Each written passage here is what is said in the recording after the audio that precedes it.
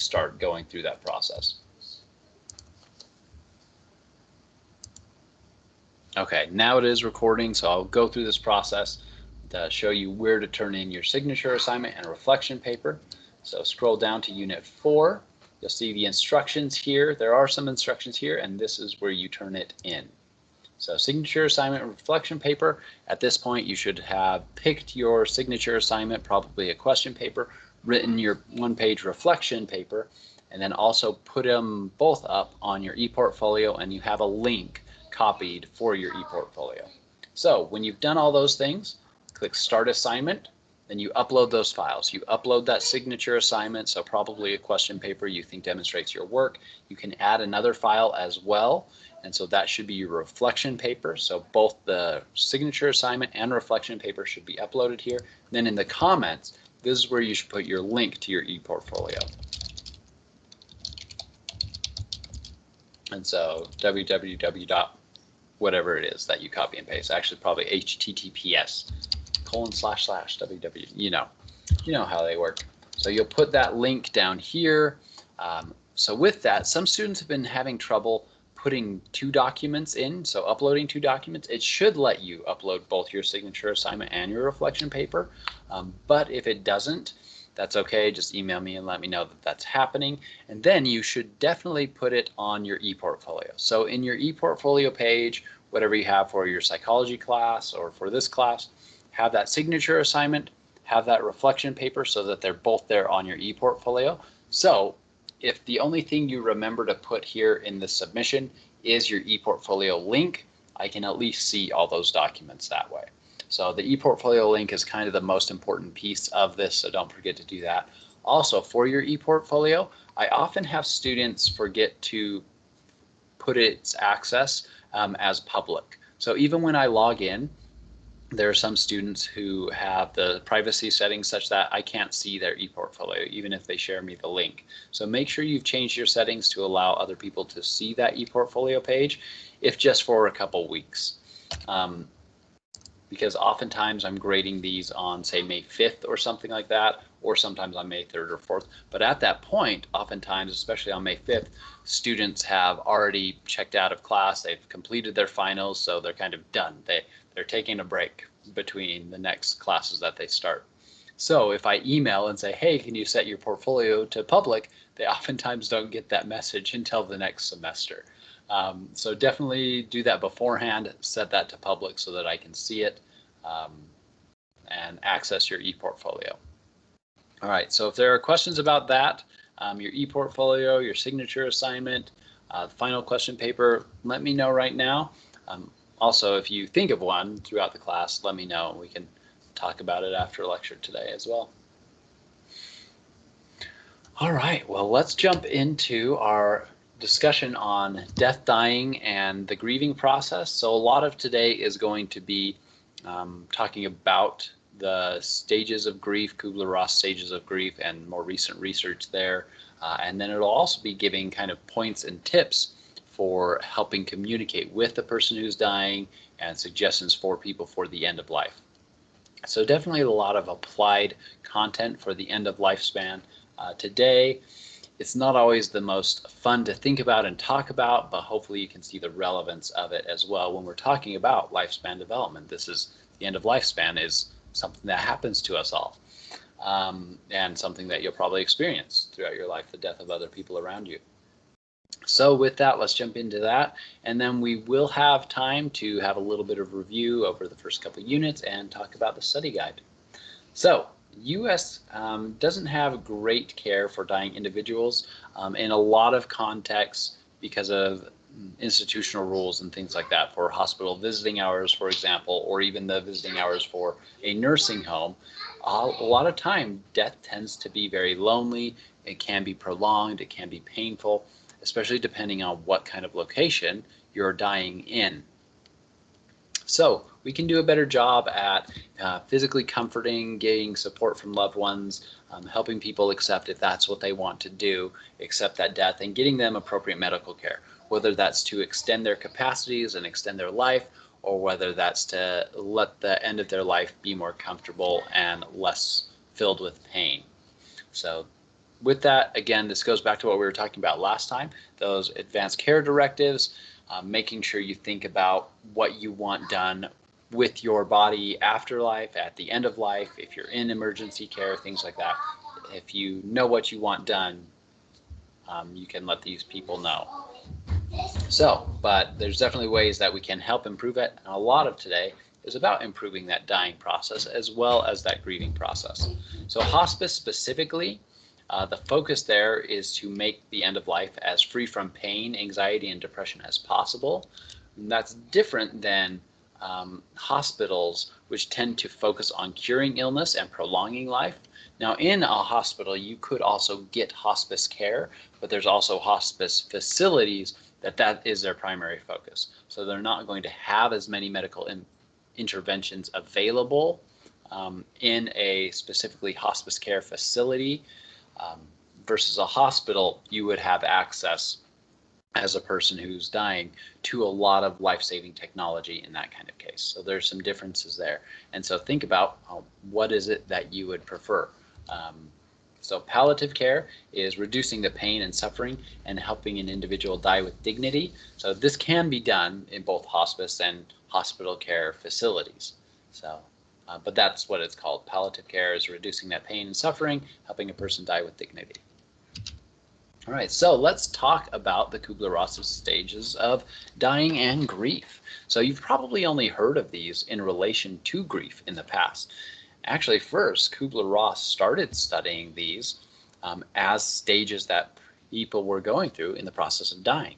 So some of the first research that she did into the process of death was interviews. So interviews with a lot of people in nursing homes, hospitals, things like that, that were in the process of dying, whether they were a few weeks from it, a few days from it, and interviewing not all of them, but some of them multiple times throughout that process.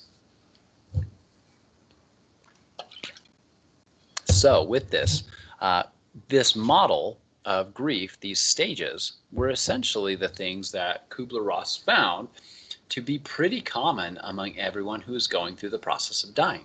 That they would go through a process of denial, and then they would move to a stage of anger, they would move to a stage of bargaining, depression, and acceptance. So when you do this in an interview kind of setting, you'll interview these people, you'll read the interviews again, generally you'll transcribe them, look for common themes, basically just reread and reread the data over and over and over again until you see themes coming up. And these were the common themes, that initially they would have denial, then anger, then bargaining, depression, and acceptance. So with that, this is the general stages of the Kubler-Ross model. So with that, I guess I have a couple other. Yeah, let's just move straight to that. So denial and isolation is when a person essentially denies what's really going on, that they're going to die. If someone's given a diagnosis, say you have a terminal form of cancer, you only have a couple months to live, denying that. I mean, getting a second opinion isn't bad, but getting a second opinion and more and things like that. So that might be an example of denial. Anger, I think probably have a pretty good understanding of this emotion.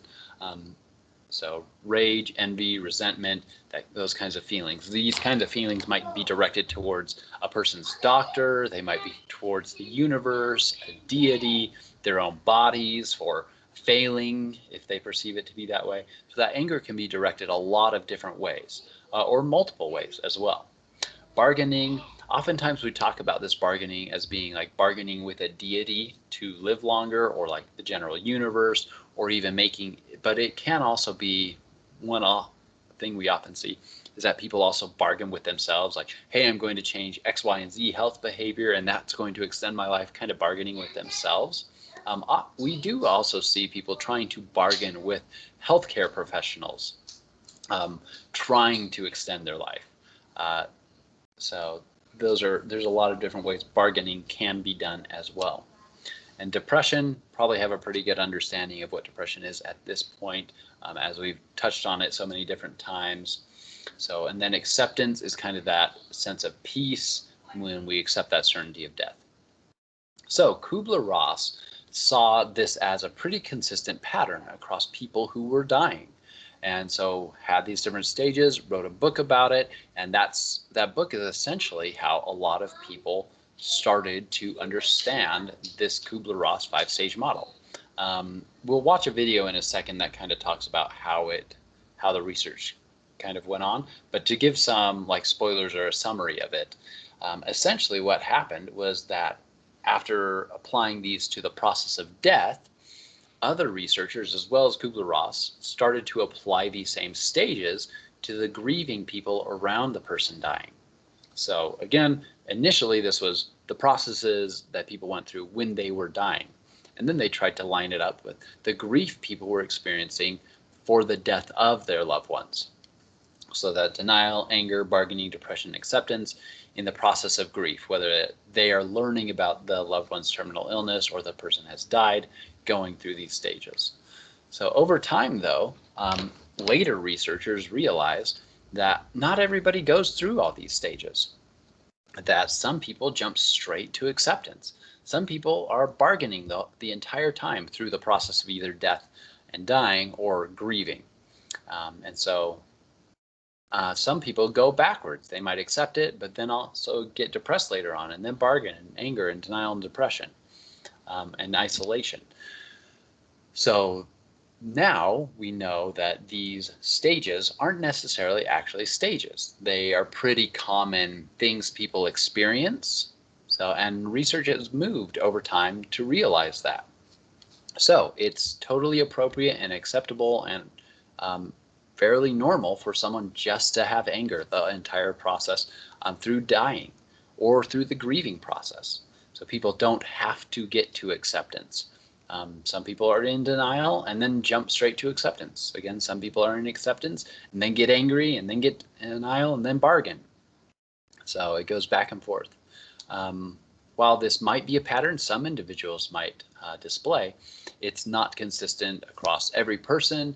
There's a lot of individual differences, and none of those ways of grieving or experiencing the process of dying are wrong, is one of the big key takeaways before we watch the video about this in more detail. So this will talk a lot about the research and how the research changed and updated over time, and I'll pause it a couple times to talk about how this is related to theory and research methods to tie things back into some of the topics that we talked about in chapters 1 and 2. So let's watch that video.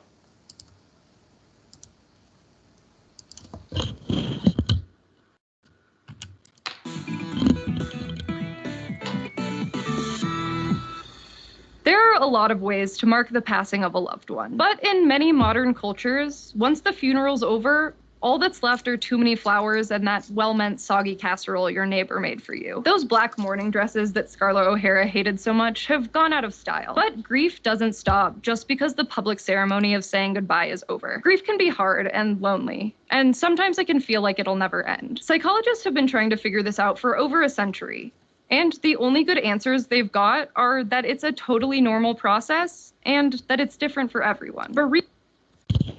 So again, I just made that point, but I kind of want to point it out again. Those are some of the key takeaways for this discussion about grief and the process of dying, is that there's a lot of individual differences. They're all appropriate responses to death, dying, grieving. Bereavement is the technical term that psychologists use to talk about the loss of a loved one by death. Grief is what they call the distress caused by that loss. And when you think about grief in a psychological sense, the first thing that probably comes to mind is the Kubler-Ross model. You might not recognize that name, but it gets talked about a lot in pop culture.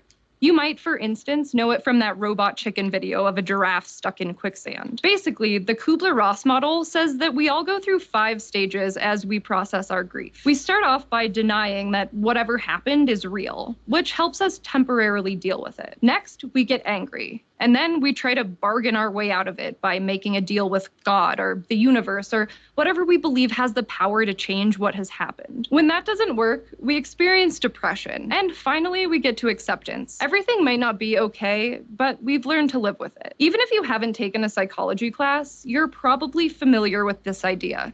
But you might not know where the model comes from. Elizabeth Kubler-Ross was a psychiatrist who worked with terminally ill patients. She helped change attitudes about dying and encouraged people to actually talk about death. And rather than just worrying about the salvation of the soul, she was a strong supporter of hospice care, which focuses on making the patient's final days comfortable and keeping them involved in the decisions that affect them. This is all super important stuff that has affected how we think about people who are dying. But she also wrote a book called On Death and Dying. Published in 1969, it was based on interviews with over 200 dying patients. Kubler-Ross was influenced by the work of two psychiatrists who proposed that after a separation or loss, grief was a process that involved 4 sequential stages. All right, this is the first place I want to stop. So we're getting a lot of background, more than we tend to in either the books or some of these videos, about the background research that went into Kubler-Ross's ideas. So we see here Kubler-Ross, psychiatrist, was working with terminally ill patients. There already was, at this point that she was working, a model of grief after loss. So there was this 4-stage model that existed. So that was the theory that Kubler-Ross learned in school, that they were applying to the research at that point.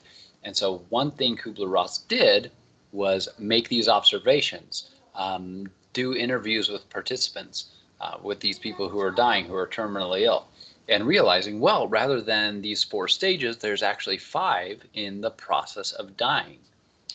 So hopefully this helps you see 2 things. One, kind of what research psychologists and psychiatrists do in doing their research. There was a model, there was a theory already here of these stages of grief, applying it in this new context of dying specifically, seeing that it didn't exactly fit, but creating a new stage model where there's 5 stages in the process of dying.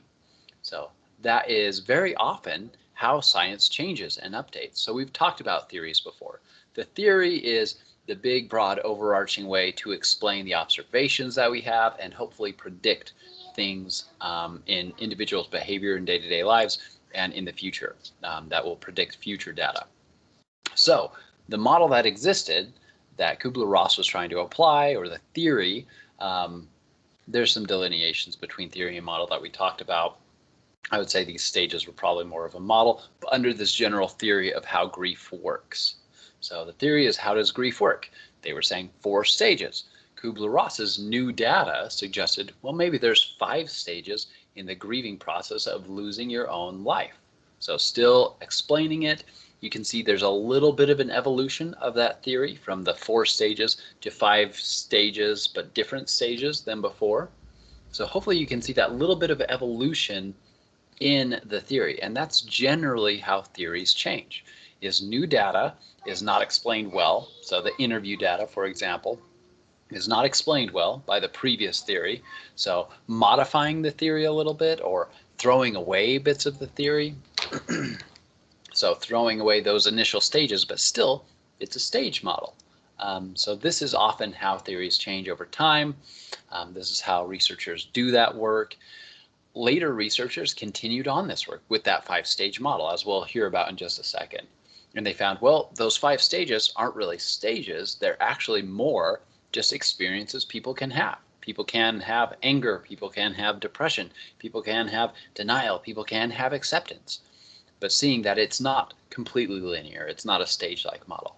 So if we look at where the research went to, so that theory of grief and how we grieve, being those 5 common experiences versus this initial 4 stages, it's very different from beginning to end, but hopefully you can kind of trace in your mind and see, okay, I can see how they went from 4 stages. She found these new stages that described it better, but then they said, oh, well, now we need to say it's not stages anymore.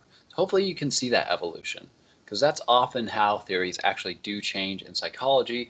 With new data, our research methods get better, so we get better data. We study more people across the world and realize, oh, this doesn't explain it in this area. We need to be able to explain it, and so we extend or expand that theory. So in the end, the theory we're left with might be incredibly different than what we started off with. So in that sense, we've now thrown away pieces of this original 4-stage sequence model. And we're at something completely different now, but it's generally a kind of slow development like that. And generally does take a lot of researchers, a lot of years to change these dramatic overarching theories. So hopefully that helps clarify. I'll bring up these points as we go through the video as well. But hopefully that helps you see, one, how researchers do their work and use the model Kubler-Ross already knew about in the testing and inner work and research, and then how new data led us to change those ideas. So, in her book, she proposed 5 stages we all go through as we come to terms with dying. Not while grieving for someone else, but while dying ourselves. The book sold really well, and the 5 stages took off in the public's imagination. People started applying the stages to grief, even though they weren't meant to describe it. And so, Kubler-Ross and her co-author eventually went back and adapted the same 5 stages so that they made sense for grieving too. But there wasn't really any scientific basis for that adaptation. Of course, we didn't always think of grieving as a pattern of psychological responses. Since death is inevitable, people have been studying grief for a while. In the 17th century, it was believed that too much grieving could be deadly. And in the 19th century, Charles Darwin wrote about grief and noted that monkeys and apes also seemed capable of feeling it. Freud had something to say about it too. In 1917, he proposed that the living had to detach their emotional energy from the dead person and channel it into some other aspect of their lives. He called this grief work. And if people didn't do grief work, he believed they had a much higher risk of developing a psychological illness because of their supposedly pathological grief. Yeah, Freud had a lot. So I think this is another good example of previous research compared to what we have now.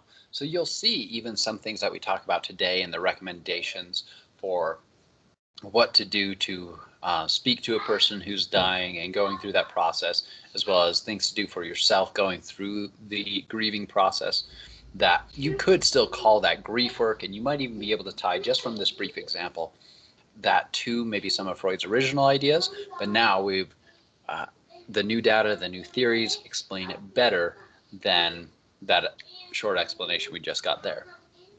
But hopefully you can see that it kind of still has some of those elements at its core that were observed and described in the past.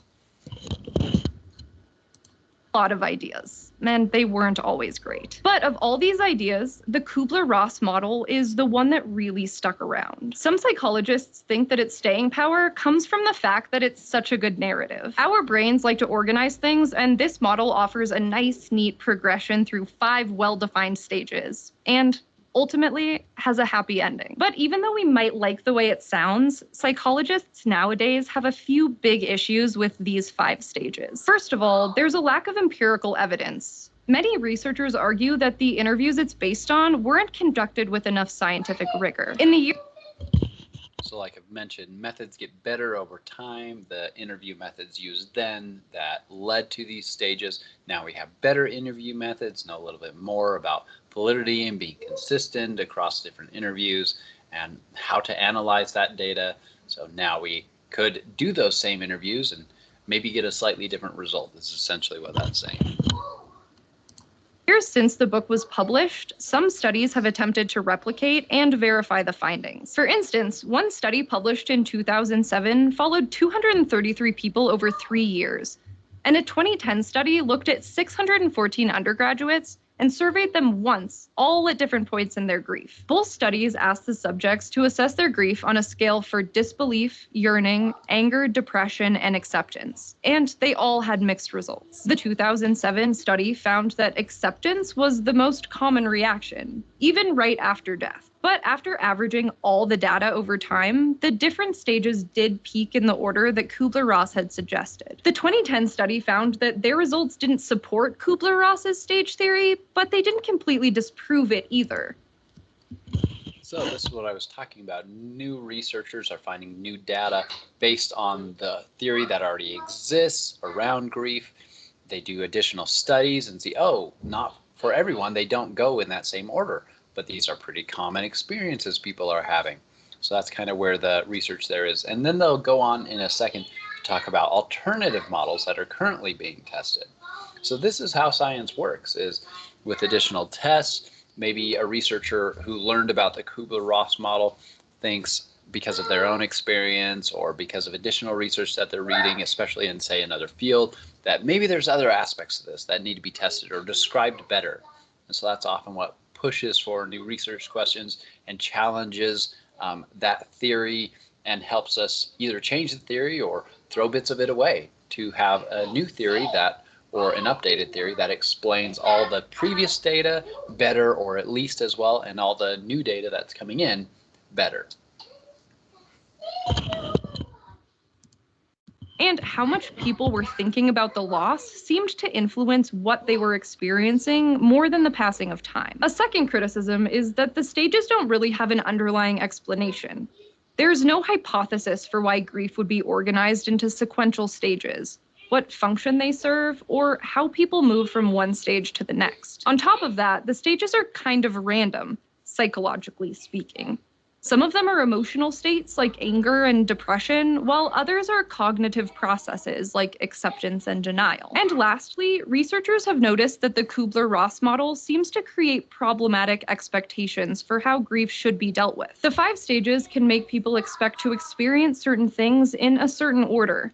And if they don't do that, or they don't hit certain stages at all, people might believe that they aren't coping properly. So that's one of the things that we'll kind of come back to multiple times as we talk about what to do to support a person who is dying and through grief, is that any of these different stages, as we've learned, is an experience people can have. It's okay to have anger for a long period of time and not ever get to acceptance.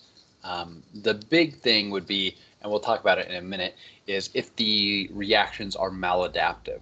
So, and we'll give some examples of that. Some might be for denial. Denial can be maladaptive if you're avoiding treatments. So that's not a good thing. So if you find out that you have a terminal cancer, but you can get an operation, but you're too much in denial, you don't accept that operation, that kind of denial is maladaptive. If you're self-harming because of the depression or even anger, that's maladaptive as well.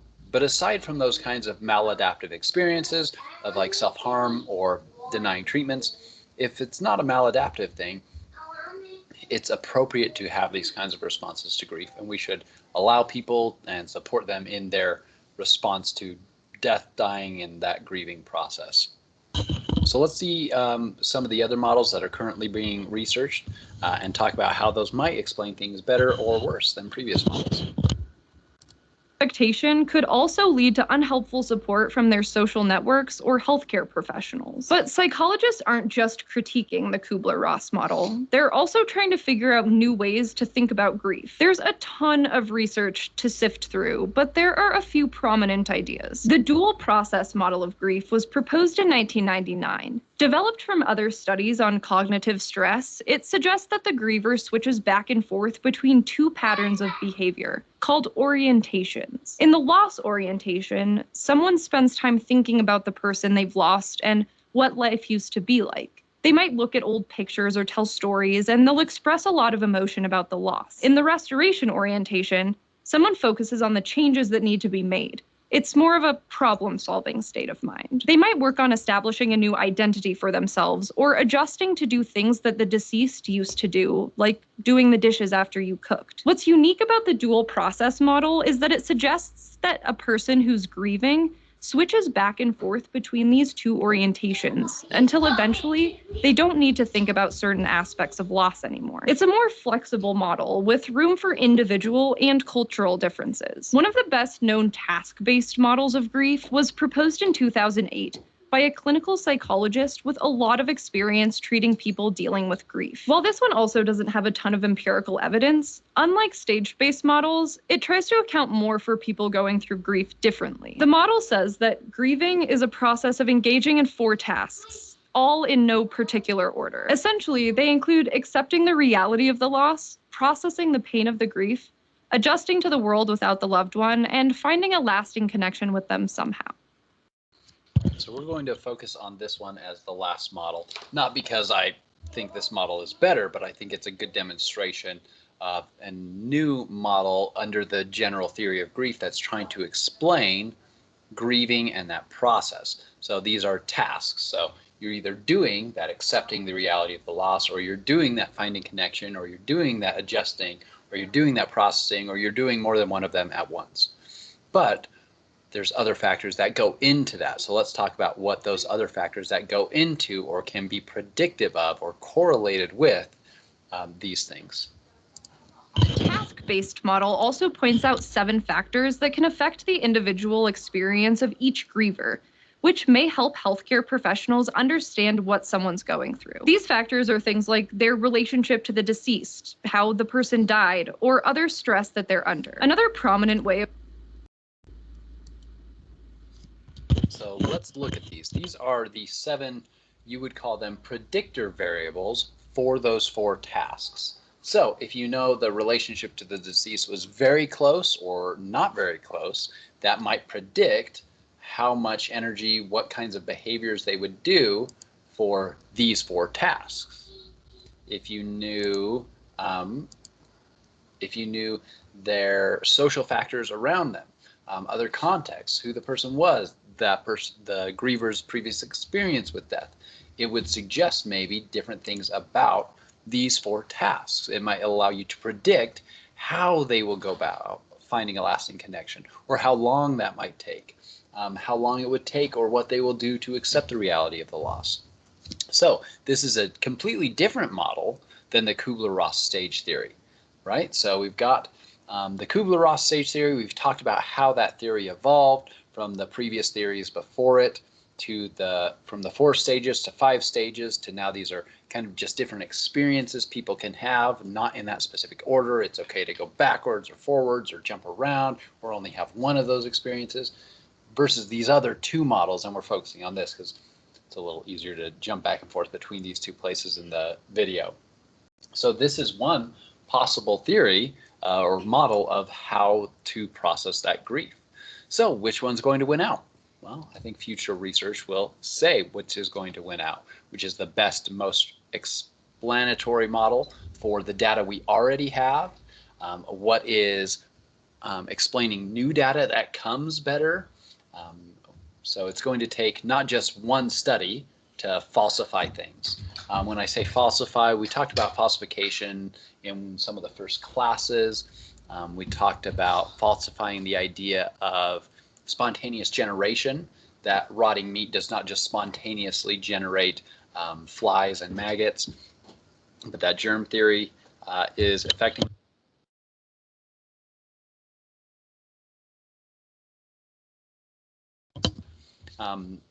so that was one that we gave an example of before. Hopefully now you can look throughout the class, especially here in our last day of class, and look at what we've come from. So the theories that started, how they evolved, the kind of work that individual psychologists do in this research, how it can be applied, and how it changes over time and gets updated. Where now we have kind of these 3 models, at least 3 that we're talking about here. There's additional ones that are kind of in competition right now to see which one is the best or most explanatory model for how we deal with grief. So the video continues, but that's the main points I wanted to make from it about grieving for one, as well as kind of a summary of how we've learned about theory through the class. That's really how falsification works, is over a process of time and seeing new data and people coming in with new ideas or slightly different ideas. So when we're talking about Kubler-Ross, people do often experience these different things. On average, it's not uncommon to go straight through them, but it's also not uncommon to go backwards or jump around or only have one of these. So don't try to encourage someone to only experience one thing as they're going through the process. So we've talked about, especially in regards to physical and socio-emotional development, how perceived control in the later stages of life has a really big impact on increasing lifespan. So having perceived control at the end of life really helps people also to have more self-efficacy, to feel more alert, more cheerful, if they can make decisions for themselves, if they're able to do things for themselves, or if they can perceive that they are, even if they're getting a lot of support. So with this, denial as one of those things that people can experience with facing their own death or grieving can help insulate, can be adaptive, can help you cope with the intense feelings that you're having over loss or over your own upcoming death. So denial, oftentimes we talk about denial and anger as being bad or kind of negative responses to grieving and the dying process, but they are adaptive. There are good benefits to them. Granted, there can be negative things associated with it. So again, with denial, it can be maladaptive if you refuse treatment. Depression is a normal part of grieving that can be completely appropriate. But if someone is self-harming because of that depression, that is maladaptive. So watching for that in people who are dying or grieving and helping support them in those things, not to take them completely out of depression, although that might be what you're doing as, say, a therapist or something like that, is getting them through and over that. With that being said, too, it's not uncommon for someone who experiences a loss to have depression for up to 9 months to a year. But if after those 9 months to a year, so if you're looking at someone and it's been a year since their partner died or their child died or something like that, and they're still not able to get up and go to work, after about a year, I mean, before this, they probably should be getting support for that depression and getting help from a mental health care professional. But especially after a year, generally people get through a depressive phase in about that long, like 9 months or so to a year. So if you see a person, say a family member, yourself, if it's yourself, it's going to be really hard to seek support because that's just one of the symptoms of depression. So if you see that in other people, getting them support, again, you're not trying to force them to come to acceptance, but making sure that it's not maladaptive, that they're able to do things like work and day-to-day tasks and take care of themselves. So some points that I wanted to make with that. All right, with this then, the dying process. More than 80% of Americans die in hospitals, and then about 20% die in nursing homes. It's a smaller percentage that die in like their own homes and family homes and things like that. So with that, hospitals have some advantages here. They have life extending technology, doctors that are very highly trained, and you might not find that in a nursing home. You won't have as many devices to extend life. You won't find as many doctors that are as highly qualified to do, say, surgery in a nursing home. That probably won't exist there. So when you're deciding what to be done near the end of life, this should factor into your decision. Also, nursing homes probably have a little more flexibility for visitation of family to come and visit at the end of life. So if that's a bigger or more important, if you want that palliative care and hospice rather than trying to extend life, that should go into your decision of where do you want to be when you're dying. So things to be aware of. So this is so that whole discussion on theories around grief, that's one of the biggest key things I want to get in this last lecture. These slides are the next big thing, is how to communicate with people who are dying. So this is you as a person talking to someone who's dying, recommendation. So very applied work here. So researchers have observed people speaking to someone like a loved one who's dying, seeing what seems to have positive outcomes versus negative outcomes, more positive feelings for both parties versus negative feelings for both parties. So this is the kind of research methods that go into this data. All right, so with this, again, we shouldn't force them to come to acceptance or things like that. Let them close out their life on their own accord with their own ideas about dying. You don't have to put your own ideas onto them. They don't have to accept your beliefs or ideas at the end of their life. So with this, you might be able to help them complete plans. Maybe they need to cancel their cell phone service and they haven't done that, or they need to make some arrangements for their funeral still at the end of life. So if it's very sudden, not all of these are going to apply. If it's over a long period of time, definitely more of them will apply. give them the opportunity to reminisce and converse. So having conversations with them, telling things that you remember, if they want to, telling things that they remember with you and other people. And then help give them a bigger or a better understanding of what is happening to them. This is especially important because it might be very confusing. So if they have, say, dementia or Alzheimer's, especially confusing of what's happening to them. So helping people understand what is happening to them, what's going to happen to their bodies, what kind of symptoms can they expect, how long, are they going to feel pain, are they not? When can people come and visit, when can they not? They might not have picked up on that as they get into the hospital, for example. So these are some other more specific things. So when you come in to visit a dying person, let's say coming into their room, let them know you're there. We'll talk about in a second. Setting an appointment is a really good idea. But knocking, announcing your presence, making sure they can hear you or see you, especially depending on what kind of physical capacities that they have, speaking to them at eye level, not towering over them, be close to them, as close as they feel comfortable with. Don't be afraid to touch them as well. Obviously, if there's something infectious, a lot of people are dying from COVID who are not able to have human contact. But even aside from that, asking a doctor if it's okay to touch or hug or hold their hand, because a lot of people who are in that process of dying are starved for human touch and affection. So, and that's a really big thing that can boost endorphins, things like that. So eliminate distractions. You're coming there to speak to this dying person. When you come in, announcing yourself, seeing if they're wanting to talk, turn off their TV if they have one, turn off your phone or put it on silent. So focus on that person and being present. And especially if they're frail, definitely expect your visit to be short. You might not be able to get to say everything that you have to say or hear everything that you want to hear from that person. Maybe plan multiple short visits if possible, but expect that it will probably be shorter than you might have hoped for or wanted. Don't insist that the person accept their death or deny it. If they're angry, let them be angry.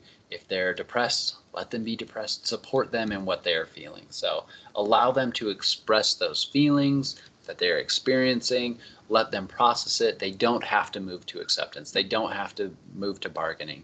They can experience what they are. It's totally acceptable, totally appropriate, as long as it's not maladaptive, like they're not accepting a treatment or they're harming themselves.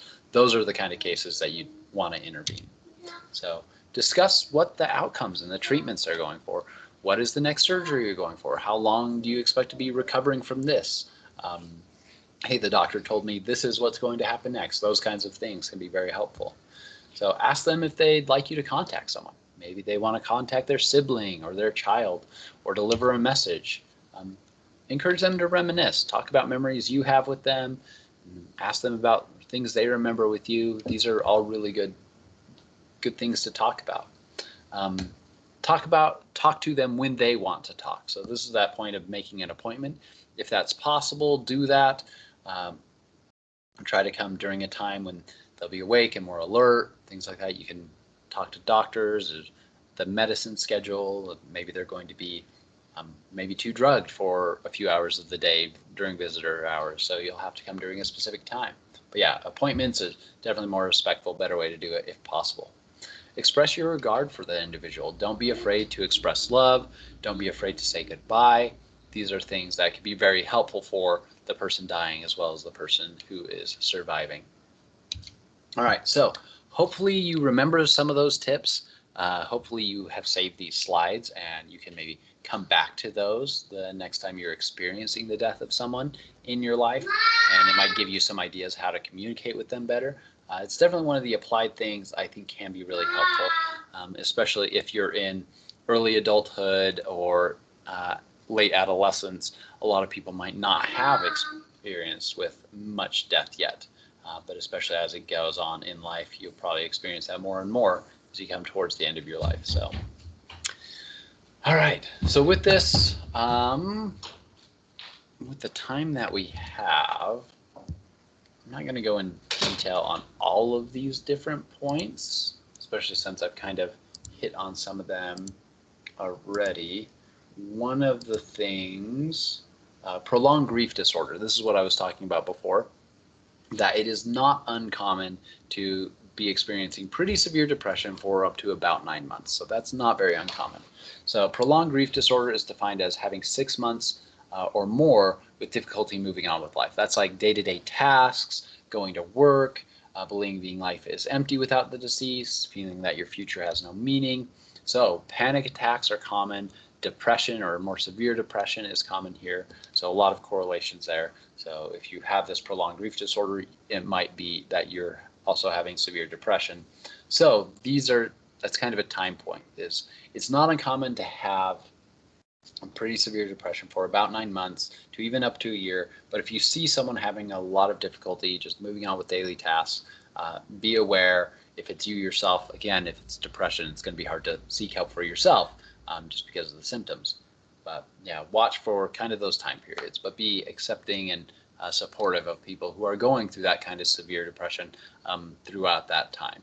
So disenfranchised grief is another thing that I wanted to talk about. This is when your grief is involving the death of a person that's more socially ambiguous, or people socially don't think you should be mourning that loss, or it can't be openly mourned or supported for whatever kind of sociocultural context reasons. So some examples are maybe an ex-spouse. So maybe the ex-spouse was even abusive or something like that. Other people around you might wonder, well, why are you grieving this experience? That person's dead. Isn't that a good thing for you? That is an example of disenfranchised grief. It's appropriate to grieve these kinds of things. So, but it's not something that necessarily can be grieved openly. Abortion is definitely one that a lot of people are not really open to mourning, and society is not very accepting of mourning that case. Also miscarriage, other stigmatized deaths due to things like AIDS. So different sociocultural context factors might lead some people to be like, oh, well, you shouldn't be grieving that. That's what leads to disenfranchised grief. And that can make it more difficult, because if you're not feeling like you can be open with it or share about it, and you have to deal with that grief all by yourself, and you don't want to deal with it all by yourself, that can be really difficult. So be aware of that, and let's be accepting of people's grief and let them go through that grief and support them in that. All right, with this, one of those variables that we talked about in the 4-task model, one of the variables predicting that, is the death circumstances. So if it's sudden, like an accident or say a brain aneurysm or something like that, versus death circumstances being a prolonged death that you knew was coming, that you can prepare for more, that's a big variable into how survivors take it. So sudden deaths tend to have more intense and prolonged effects on survivors. It can even lead to PTSD, which often has symptoms of sleep problems, flashbacks, nightmares, concentration problems. And children's deaths, for example, can be really traumatic as well and extremely difficult for parents.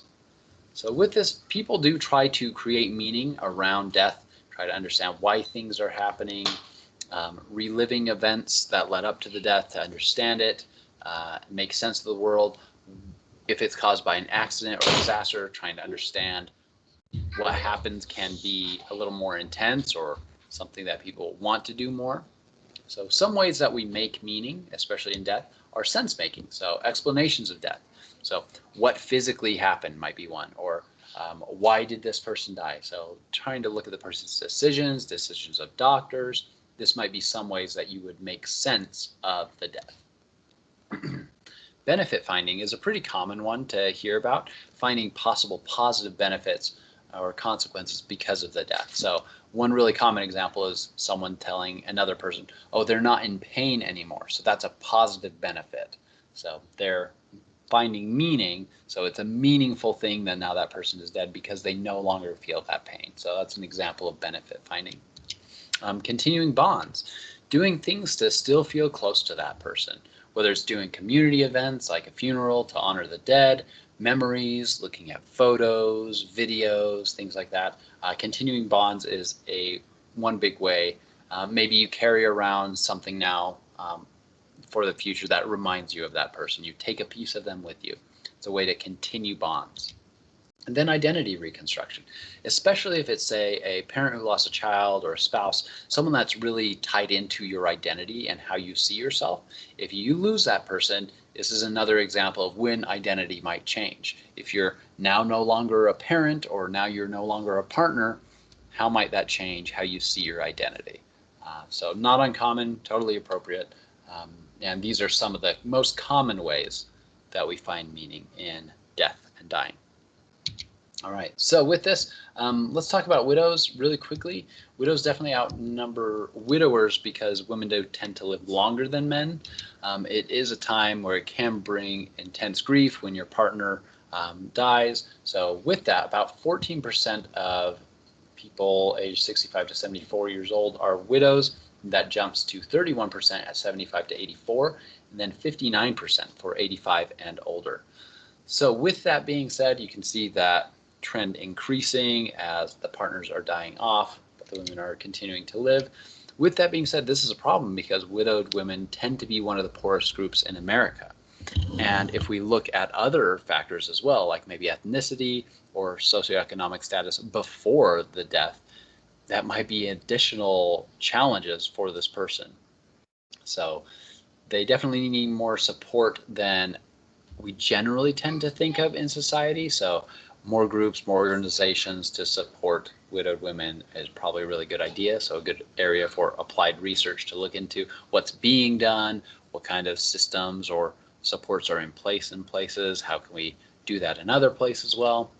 A good area for research that could affect a whole lot of people. All right, so funerals. Funerals are a really good example of cultural differences. There are a lot of different cultural practices across the world. Oftentimes, they're involving family, community. Some of this meaning-making processes happens through funerals as well. Oftentimes in the U.S., they're privately held and having a memorial ceremony. Other cultures, you have a meal, or you also have specific rules or practices of what people do for a specific grieving period of time after the death. So there's a couple examples here. So that is the end of our discussion on death, dying, and chapter 17. I wanted to now, especially since death, dying, and the grieving process is not maybe the most fun thing to talk about, to think about the end of lives and the end of people around our lives. I wanted to call your mind back to things that we've covered at the beginning of class. We kind of did that already, talking about theory in more detail, but hopefully you can look back now at the lifespan development. We started with prenatal development, and we've now gone all the way through the lifespan. Hopefully you can look and track things like cognitive development, maybe specifically how does working memory work, or when do we first call it working memory in the lifespan? How does it change over time? What about neurology? What's changing over time? What about physical capacities, and track those patterns? This is one thing that I understand why books are separated this way in age groups, but in some ways I would like to test someday a class where rather than going through age periods, I go through a specific topic, like what is working memory, and then track that through time. So I have a lesson on working memory, and I talk about working memory in prenatal development all the way through early childhood, middle childhood, adolescence, early adulthood, so on and so forth. So do that on your own when looking through your notes and reviewing for your final exam. Try to track those patterns of change in things like that over time. Like abstract thought is one of those things that's a little discontinuous. It kind of just happens when neurological development gets to a certain point. But then see how that works and is applied through the rest of life, how it can then be applied to identity development, how these things connect. So hopefully when you look back at the beginning of lifespan, now to the end of lifespan, you can see some of those connections, some of those patterns that we've talked about all throughout class. So definitely as you're reviewing your notes, think about that, about the change over the entire lifespan rather than just in the little chunks of time that we investigated. So development is lifelong, is a big key, multidimensional. Hopefully this is a lot better understood by you now. Again, these are some of the first slides you saw in the class. So development is multidimensional. We've talked even today about personality factors. We talked about biology. We talked about cognition and cognitive abilities and neurology. There's a lot of different dimensions that influence the way people develop, how their working memory works, how their creativity works, how they develop or don't develop certain cognitive skills, when language develops early on in life versus it's harder later in life. So there's a lot of different variables or multi-dimensions that affect those things. We've talked about multi-directional development, especially here at the end of life, losing a lot of physical capacities, so getting to that winter period of physical capacities. But that even so, you can have springtime multi-directional growth of cognitive capacity, even at the end of life. And how if you're not maintaining things or some things are just naturally deteriorating. Yeah, we've talked a lot about how things can grow or shrink or be maintained at different points in life. So working memory, for example, can basically always be improved on. So as one example. Plasticity, a lot of this has to do with plasticity. Not only so when I say plasticity, hopefully you remember neurons and the brain structure, neurons speaking to one another, making new dendrites and axon branches, and reorganizing that way, how that's relevant to having a brain injury and reorganizing around that, or building a new capacity in late adulthood.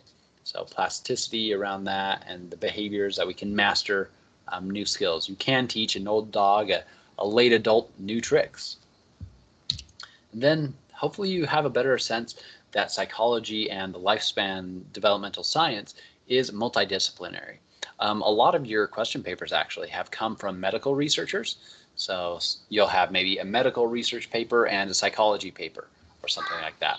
And so you can see hopefully from that there's multiple disciplines that go into researching these topics, that we need to look at sociology, psychology, medicine. I don't know that I've seen this semester any anthropology papers in the references, but I might just be forgetting. Neuroscience is a big piece of that too. So hopefully you can see all of these fields that are looking at lifespan development or incorporate. If you think about the theory of grief that we've been talking about so much today, that other aspects, if we look at anthropology, that could definitely change our thoughts about grieving cross-culturally. So maybe we have to look at that to develop our theories that are applicable worldwide. So hopefully you see that better now, that multidisciplinary. Hopefully when I show context in this model, it's not completely overwhelming now. That when you see context, you're like, okay, so like school context, family context, these kinds of settings that people are in, their own microsystems, the environments that they're in every day, the people that they see. Hopefully that's a lot more familiar. Because again, this is one thing that I feel like I didn't have a good sense of going out of my first lifespan. Actually, I took in undergrad, I had a general lifespan, I took adolescent development, I took child development. I don't think I took adult development. But even with those 3 or maybe 4 development classes in undergrad, I still don't feel like I left with a good understanding of these current models and theories that we're using of lifespan development, Bronfenbrenner's theory, Lerner's model. I didn't have a good sense of them. So hopefully you do now. That's one thing I'm hoping you take out of this class. Hopefully you can see how applied psychology works a little more now. You can see how it applies to parenting, how the research methods go into the different kinds of treatments or things that we try to do with education. I've talked about human thriving a lot. It's one of my emphases. Technology, we've talked about that quite a few times. Culture and diversity, I try to bring that up as often as possible. And that we have time for. Health and well-being and social policy. Hopefully you can see how these kinds of topics can be applied with the science. Yeah, and then these theories, Bronfenbrenner's theory, Lerner's theory, these are developmental systems theories. That's what they're called. They're types of developmental systems theories. So that's what we're using. That's the broad overarching theory about lifespan development overall. So hopefully you have a better understanding of these things now. Hopefully you've enjoyed and you've learned some different things about lifespan that you can take and apply to your own life, that you can look forward to or be aware of, maybe be wary of. So you can prep for maybe in late adulthood, making sure you're doing some new cognitive skills apps or something like that. So hopefully now when I show this model that I really just breezed over at the beginning of class, it makes a lot more sense. So we've got some socially significant problem. So let's say one that we talked about today, that widows aren't very supported in the US. So let's do some applied research to solve the problem. Maybe there's already theories that might suggest things that we could do. There's probably people already doing things in the community trying to support these widows. So let's get out in the real world, use these theories, use our research methods to do maybe experiments or other evaluations, do interviews or longitudinal studies to see, well, what works and what do we learn about that? Then we disseminate that information. We send that in books, like Kubler-Ross did. She wrote a book that was clearly pretty well written and disseminated to people. Hopefully you've seen good and bad examples of, hopefully you've seen mostly good examples of disseminating information to people. So as you look for websites for your question papers, hopefully you see some that are really easy to understand and some that are really inaccessible to you, even though they're trying to be accessible to people of all reading levels. Generally, if you're trying to make, say, a blog or share it to general people, you want to have it at like a freshman level, high school level of reading. So if you're not doing that, it's going to be inaccessible to a lot of people that might need it. Versus the research articles, a lot of those are probably at your level, still kind of beyond you. You can understand the abstract, some of the intro, some of the discussion, but at your point, the methods and results completely gibberish, probably. Well, a lot of it. So how do we disseminate? That's a big important piece of this, disseminating it to those communities or to the researchers, to the policymakers, to other evaluators. And as we go through this system, hopefully through this applied science, we can solve those problems, like of the widows not being supported. So hopefully that makes a lot more sense now versus it did at the very beginning of class. Hopefully you've seen and can tie in some ideas of theories changing and how the science works and what psychologists do. And then when I show developmental cascades, hopefully you've got a lot of examples for this. Bring it up almost every time, as well as the developmental system series. When I show a neuron, hopefully you look at this and have some ideas of neurons and how it connects and why that's important through the lifespan development. Yeah, that is it for chapter 17. So any questions over chapter 17 or the content up to this point? I'll pull up the study guide in a second here. But yeah, let me know what kind of questions you have on either the study guide or the class in general right now as we move into talking about these points.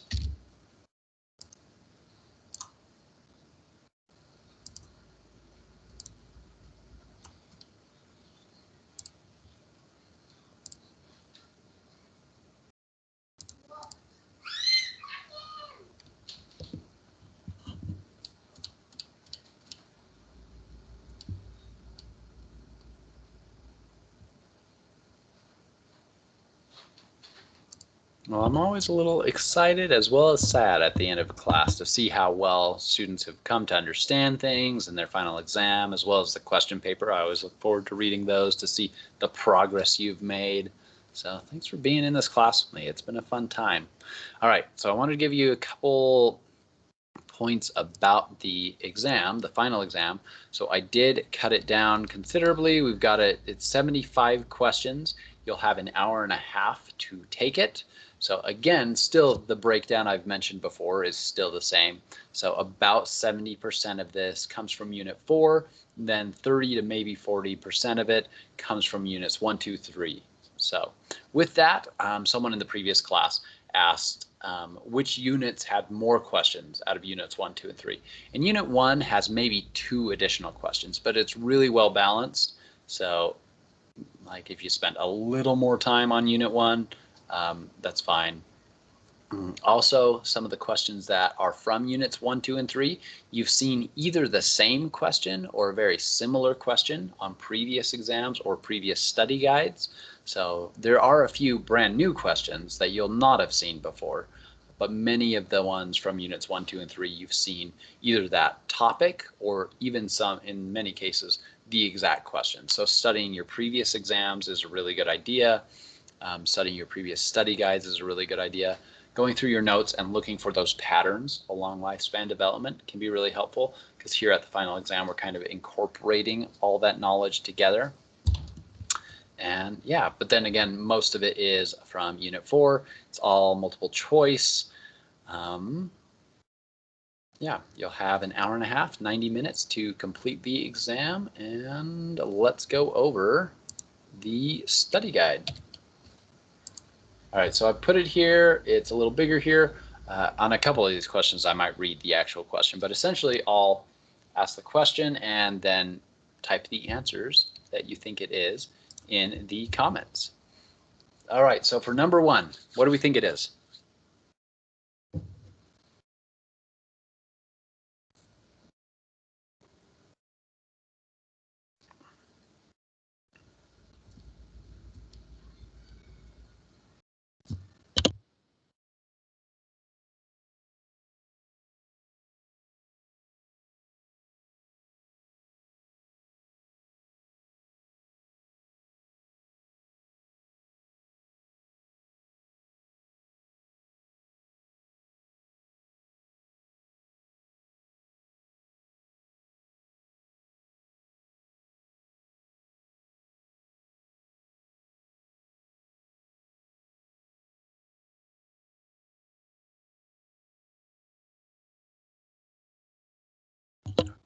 All right, we've got 2 responses, so that's good. Hopefully all of the students are actually here and watching this.